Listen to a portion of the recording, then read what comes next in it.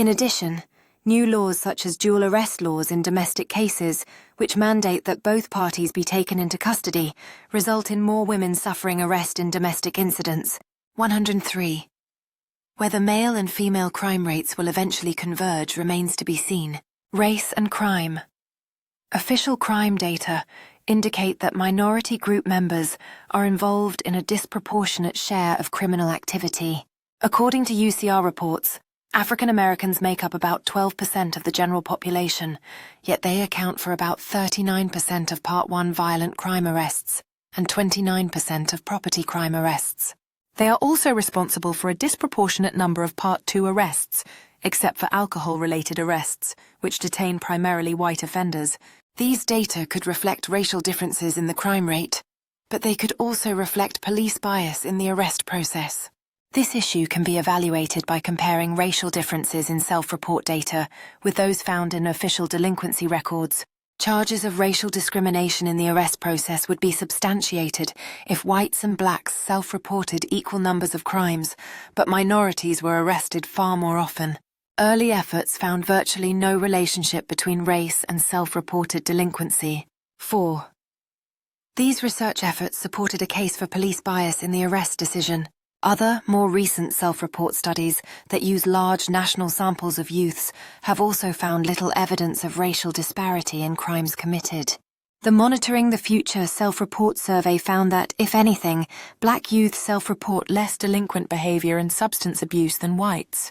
105. These and other self-report studies seem to indicate that the delinquent behavior rates of black and white teenagers are generally similar, and that differences in arrest statistics may indicate a differential selection policy by.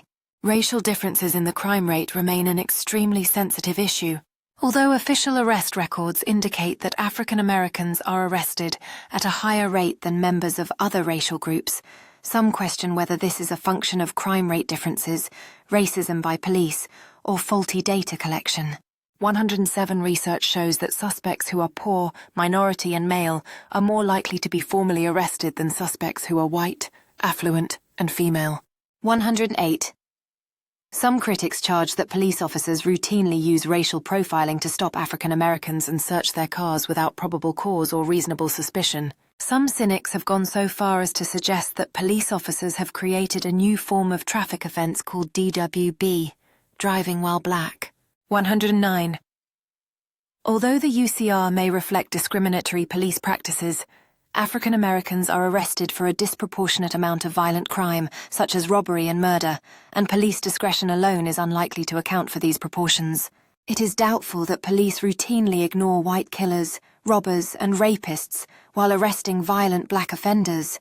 Recent research by Stuart J. D'Alessio and Lisa Stolzenberg, using data from the National Incident-Based Reporting System, found that the odds of arrest for white offenders are approximately 22% higher for robbery, 13% higher for aggravated assault, and 9% higher for simple assault than they are for black offenders.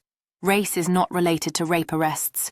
Their findings suggest that the fact that African Americans account for a disproportionately high percentage of serious crime arrests is most likely attributable to differential involvement in reported crime, not to racially biased law enforcement practices. If these findings are accurate, how can the racial differences in the crime rate be explained?